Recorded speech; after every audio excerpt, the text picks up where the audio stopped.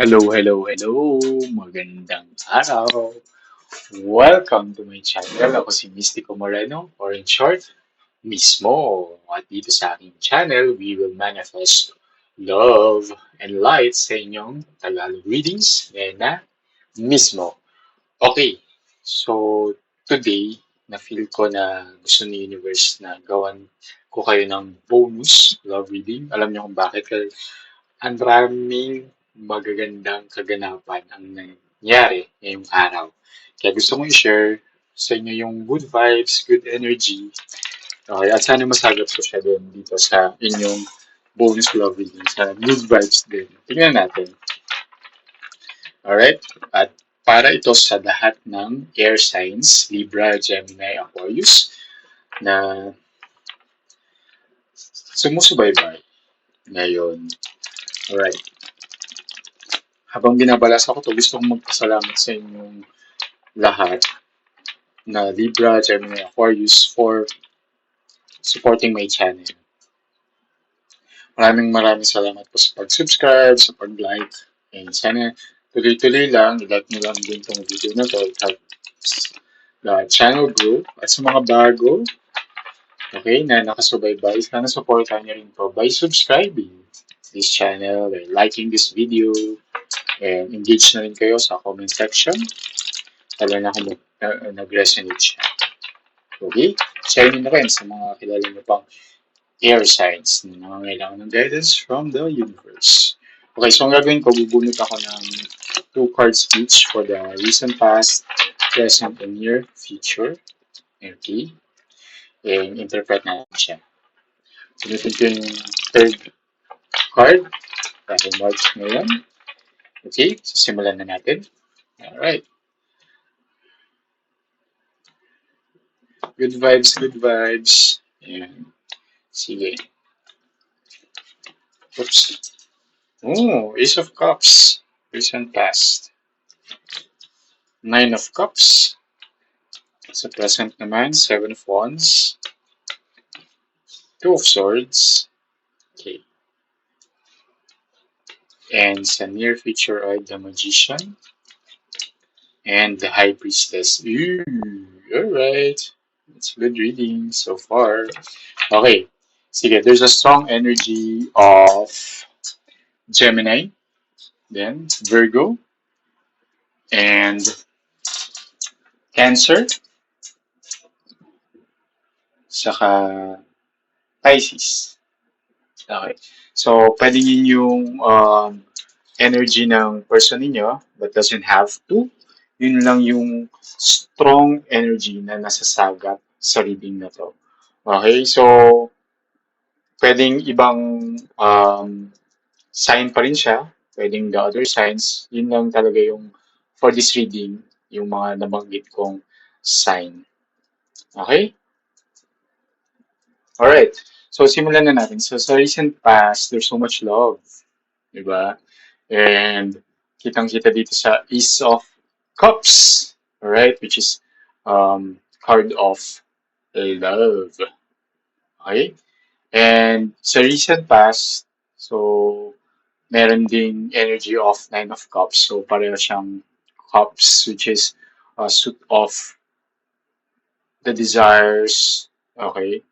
Sorry, the emotions, feelings, alright?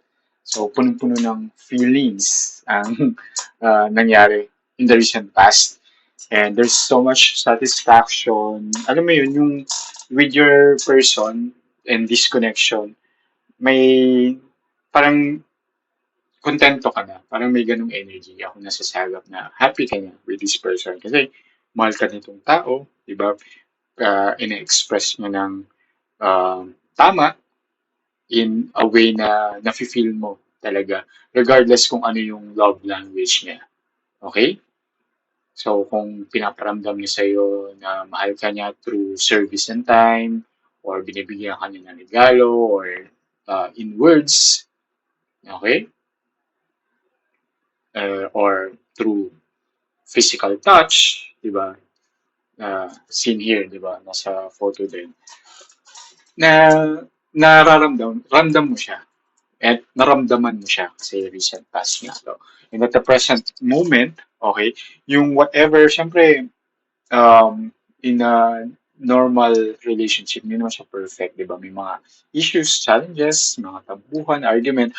But at the present moment, as shown here by the Seven of Wands naman, may mga uh, challenges naman din kayo na ma-overcome nyo naman. At the moment, siguro, may mga ina-arreglo lang kayong dalawa when it comes to relationship. Hindi ko naman nakikita dito na parang big issue siya. 'Di ba? Mga minor issues lang, minor concerns, 'di ba? And as shown here nga sa Seven of Wands na ma-overcome niyo naman siya. And um, alam niyo naman yung position niyo or roles ninyo when it comes to this relationship. Ano yung mga kino-contribute nyo, ano yung capacity ninyo. Okay? And dito sa Two of Swords din, nakikita ko dito na, yun nga, dahil may mga choices lang din or decisions din kayo na kailangan nyo lang gawin for the relationship to work and move to the next level. Okay? So there will be um, some, alam mo yun, mga tweaking ba? Isip, uh, na dahil mahal nyo ang isa't isa. Pero ngayon, di ba, siyempre mas nakikilala nyo yung isa't isa. Di ba, may mga compromises. Okay, may mga adjustments. So, nandito kayo sa phase ngayon ng mga adjustment. Okay, na kailangan yung gawin sa mga sarili ninyo para mas mag-align yung connection or yung relationship ninyo, yung values nyo, for example, boundaries, di ba? So, nandito yun. Parang binabalanse nyo siya. So, kung parang weighing scale siya, di ba? Medyo gumagalaw-galaw pa siya ng konti. Pero, eventually, mag-stabilize naman siya pag nag-meet na kayo halfway. Kasi, sa near future, there's something really that minamanifest ninyo, something good that you're manifesting, di ba? Magkasunod pa siya from magician to the high priestess. So it's like from number one to number two. So the magician is number one, the high priestess is number two. So from shifting from uh, level one to level two. Parang may ganong energy dito sa connection. So kaya after this, nag-balance na. Okay? Sa near future, okay, advance na siya, then magmo-move kayo to the next level of the relationship. And that's something that both of you are manifesting and desiring, okay? And si High Priestess is a deeper connection, okay? And High Priestess is still a mystery. Hindi pa natin alam. It's still an unknown thing, but something really related to what you're manifesting.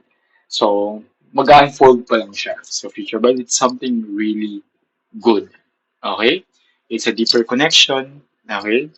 And, yeah, kailangan nyo lang talaga na i-settle at the present moment. Kasi your present will have an effect dun sa mangyayari sa future. Diba? Alright, so tingnan natin yung detalye. Ano bang mga kaganapan sa bawat um, phase nito. So, at habang binabalasa ko to, gusto ko lang i-remind ang lahat that this is a collective reading. Pag collective reading, siyempre, lalo na tatlong signs pa yung tinatry natin i-tap na energy.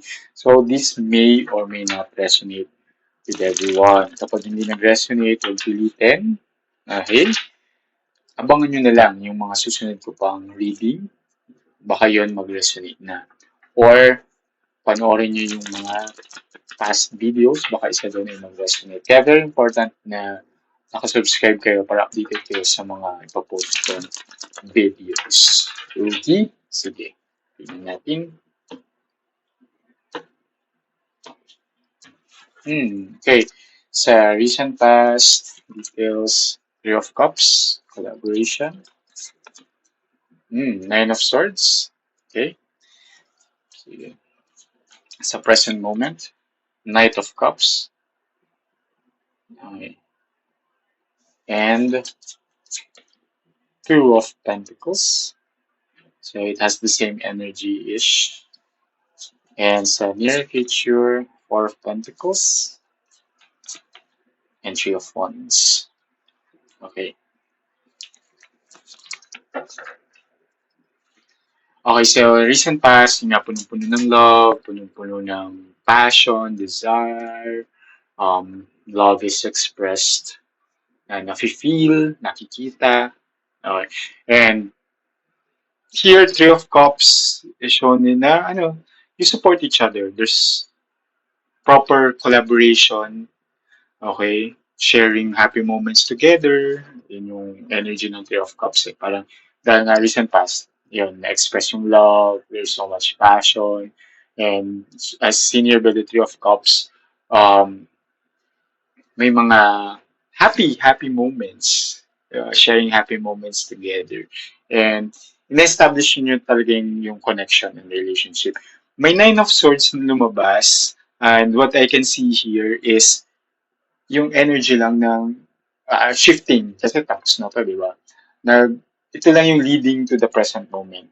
Na yung mga, may mga, syempre, isipin, ganun. Tama ba yung term ko, isipin? Basta, syempre, may mga pinag-isipan kayo, reflection and all when it comes to the relationship. Kaya may mga kailangan, at the moment, meron kayong slight challenges or concerns or issues na nire-resolve mo at the moment for the relationship to move forward to the next level o yung mga plans nyo.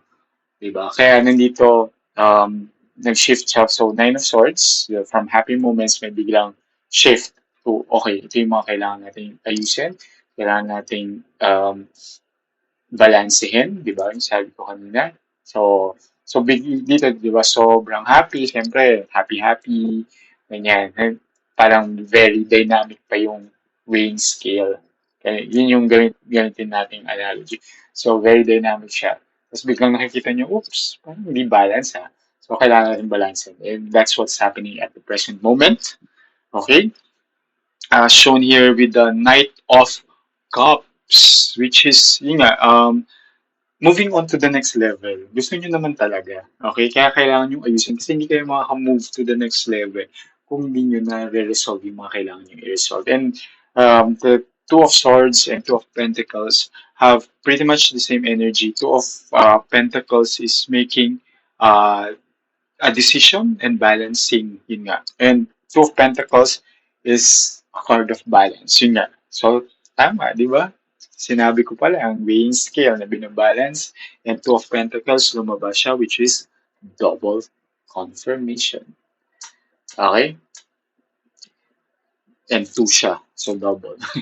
Okay. So, sa near future, okay, Four of Pentacles and Three of Wands. Alright. So, yun nga, di ba may minamanifest kayo, there will be deeper connection between you and your person. And yun, may ano lang, syempre dahil mas parang deeper connection talaga. The Four of Pentacles is um, being, in a sense, possessive. But the energy I see here is a romantic possessiveness. Gets, hindi siya negative na possessive na, akin ka lang, walang ganun. Di naman ganun. Pero si Three of Wands kasi is a card of romance. Okay? Taking action, di ba? Planning the future together, yan, di ba? Parang, as you can see here sa photo, parang mag-move forward siya to a better view of the surrounding. Parang may lake, di ba? Lake ba to? Okay, o bundok. Parang yan, di ba? Parang sa puno, may mga, parang nag-walking siya sa forest. Tapos, papunta sa better view ng surroundings. Parang gano'n. So, this is, parang nakukita kong energy dito is you or your person is dahil nga minamanifest niya ang deeper connection, di ba? So, since you're manifesting a deeper connection, parang nandun yung vibe na romantically, you want to really have this person na sa inyo lang. Okay? But just a reminder that ang tao, okay, pag nafe-feel nyo na may ganun kayong tendency na ang ito saying to na napakinggan ko na panood ko somewhere. Don't treat your person as a possession. Okay? Yeah, yung ganung possessiveness nga. Treat your person as an experience. Okay? So, kasi pag yung mindset nyo na parang, akin ka lang, ganyan. Di ba?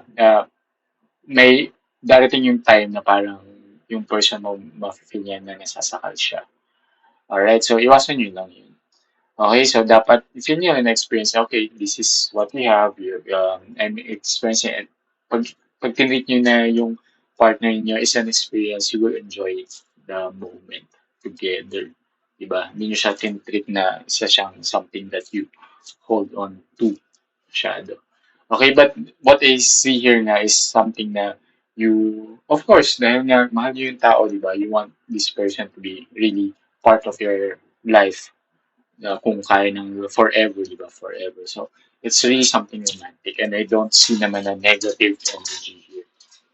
Yung nasasagap ko rin dito is not really something negative. Kasi this is just a supporting parang details, pero the main is you love each other, you manifest good things, a deeper connection together. Okay? Alright, so bago ko i-close ang reading na to, bunot tayo ng isang oracle card from this Forest Magic Oracle. And tingnan natin ano yung energy na magsiseal dito. At kung gusto nyo yung manifesto and claim yung energy, yung nagbubunot ko, type nyo lang sa baba. Claim the energy. Alright. Sige. Tingnan natin. Fine. Okay. It's fine. Charot. Okay.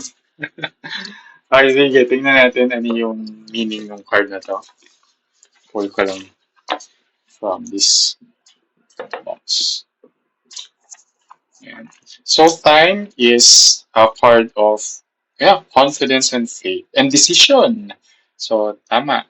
So, nag-double confirm lang siya. Pero, nakikita ko dito din is more of the confidence and dun sa love na meron ka and having faith na everything will work out fine. Okay? Kasi, as I told you dito, once na-advance na siya, it will move on to the next level.